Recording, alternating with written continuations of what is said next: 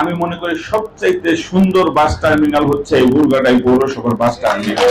মানুষজন এটাকে উদাহরণ দেয় যে ওই বাস টার্মিনালটা অনেক সুন্দর দেখতে। 2000 টাকা দেওয়ার মতো অনেক পরিবহনের দেওয়ার মতো ক্ষমতা নাই। জনাব তারেক রহমান এবং এই সরকার এবং পৌর প্রশাসক সকলের পক্ষ থেকে আমি আজকে উদ্বোধন ঘোষণা করছি। যখন একটা সরকার পরিবর্তন হয়, রাষ্ট্রের নতুন করে আবার প্রশাসন আসে, দেখতে পাই যে যার সুবিধা মতো যে সব জায়গায় যে সে কাজ করার জন্য আগ্রহ প্রকাশ করে।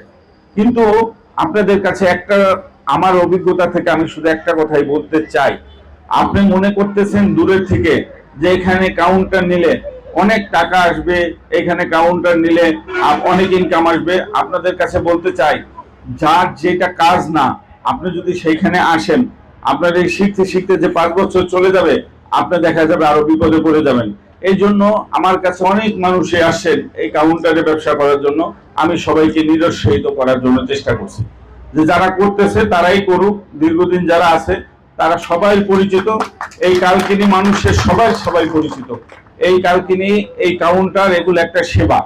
সে কখন একটা প্যাসেঞ্জার আসবে, কখন একটা টিকিট কাটবে, সেইখান থেকে 20টা টাকা কমিশন পাবে, সেই অপেক্ষায় সে বসে থাকে।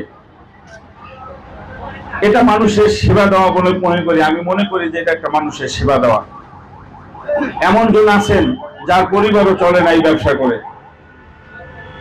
আমরা চাই আমরা যে সেবাটা তারা দীর্ঘদিন আমাদেরকে দিয়ে যাচ্ছে, আমরা যেন তাদের যেন আমরা সুযোগ করে দেই যারা ব্যবসা করে, আর আমরা যেন তাদেরকে কেউ বিরক্ত না করি।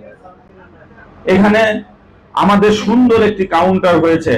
আমরা আশা করি মনে হয় ঢাকা থেকে বের হলে গাড়ি যদি পটুয়াখালী পর্যন্ত যায়, আমি মনে করি সবচাইতে সুন্দর বাস টার্মিনাল হচ্ছে এই বুরগাটাই পৌরসভার বাস টার্মিনাল। এই বাস টার্মিনালটা আপনারা সুন্দর রাখবেন। এই বাস টার্মিনালটা আপনারা দেখার মতো করে রাখবেন।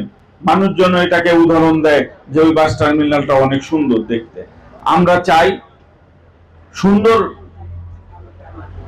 স্থাপনা থাকলেই হবে না, যারা আপনারা এখানে থাকবেন সুন্দর রাখার দায়িত্ব কিন্তু আপনাদের। আপনাদের কাছে অনুরোধ থাকবে আপনারা এই জায়গাটা সুন্দর করে রাখবেন। আর সামনে যারা দোকানপাট আছে, আপনারা দয়া করে দোকানগুলো সরিয়ে নিয়ে যাবেন। যাদের দোকান আছে টং দোকান, আমরা চাই না রাস্তার উপরে কোনো টং দোকান থাকুক।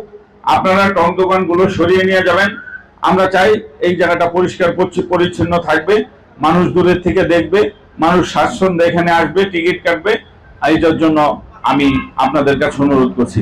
আমি চাই জনাব তারেক রহমান বাংলাদেশের প্রধানমন্ত্রী, তিনি যেভাবে স্বচ্ছ সুন্দর সকল বিষয়ে একটা বাংলাদেশ দেখতে চায়, সেই ধারাবাহিকতায় কালকিনি পৌরসভাকেও আমরা স্বচ্ছ সুন্দর, আমরা একটা প্রশাসক এবং প্রশাসনিক কাজও দেখতে চাই, স্থাপনাগুলো দেখতে চাই।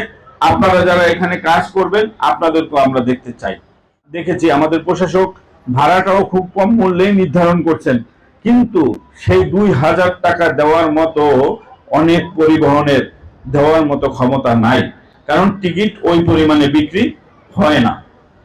সেই কারণে আপনারা শুধু শুধু খরচ না বাড়িয়ে, দেখা যায় যে কাউন্টারটা বড় আছে, দুজনে শেয়ার করে ভাড়া দিলেন 1000 টাকা। কারণ আপনারা তো নিজেরাই জানেন, যেটি আপনাদের হয়তো টিকিট বিক্রি করে যে কমিশন আসে 200 টাকাও হবে না। সেই জন্য আমি বলছি, আপনারা সবাই কয়জন আছেন এবং কতটা ঘর আছে, আর কতটা পরিবহন পান নাই, এটা নিয়ে আমি একটু বসে আমরা সবাই যেন নিজেরা একজনের হক আর একজনের নষ্ট না করে, আমরা যেন সবাই মিলেমিশে সুন্দরভাবে এখানে থাকতে পারি। এত বড় একটা জায়গা, এত সুন্দর একটা জায়গা আমাদের জন্য হয়েছে, এটার কাছে আল্লাহর কাছে শুকরিয়া। এত সুন্দর জায়গা তো অনেক জায়গায় থাকেও না। এই জন্যই সুন্দরটাকে আমরা ধরে রাখতে চাই, আর সুন্দর মানসিকতাও আমাদের থাকতে হবে ভিতরে।